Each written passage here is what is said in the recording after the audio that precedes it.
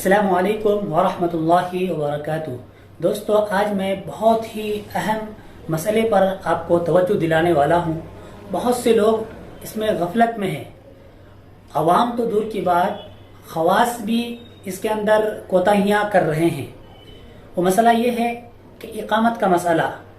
ہم سب جانتے ہیں کہ ہر مومن مرد عورت پر جو کہ بلوغت کو پہنچ چکے ہیں ان پر نماز فرض ہے، اور نماز کے اندر ایک چیز، ایک رکن پایا جاتا ہے، اقامت، یعنی نماز کو شروع کرنے سے پہلے اقامت کہی جاتی ہے۔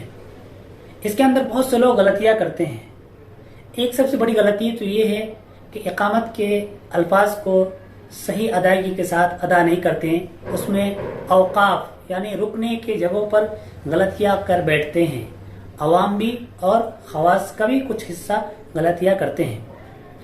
دوسرا یہ ہے کہ اقامت سے پہلے لوگ کھڑے ہو جاتے ہیں۔ آیا یہ کھڑا ہونا اقامت سے پہلے جائز ہے یا نہیں؟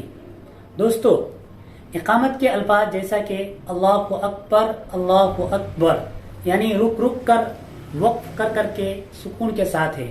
بہت سے لوگ بولتے ہیں اللہ اکبر، یعنی دو جملے کو ایک ساتھ بولتے ہیں اور ایک کو حرکت دے دیتے ہیں۔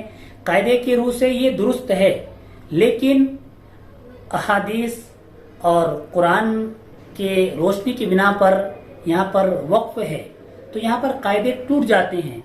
یہاں آپ اپنے عقل کو، اپنے دماغ کو نہیں چلا سکتے، کیونکہ حدیث میں صراحتاً وقف کے ساتھ ہے، اللہ اکبر سکون کے ساتھ ہے۔ ایسا ہی ایک جملہ ہے قد قامت الصلاۃ، یہ غلط ہے اور اکثر لوگ پڑھتے ہیں، عوام بھی پڑھتے ہیں، خواص بھی پڑھتے ہیں۔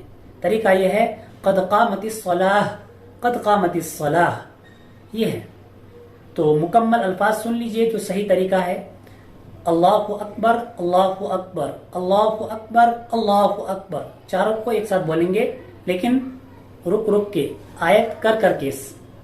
پھر اشہد ان لا الہ الا اللہ، اشہد ان لا الہ الا اللہ، اشہد ان محمد رسول اللہ، اشہد ان محمد رسول اللہ، حی علی الصلاۃ، حی علی الصلاۃ، حی علی الفلاح، حی علی الفلاح، قد قامت الصلاۃ، قد قامت الصلاۃ، اللہ اکبر، لا الہ الا اللہ۔ یہ ہے مکمل تکبیر، اقامت۔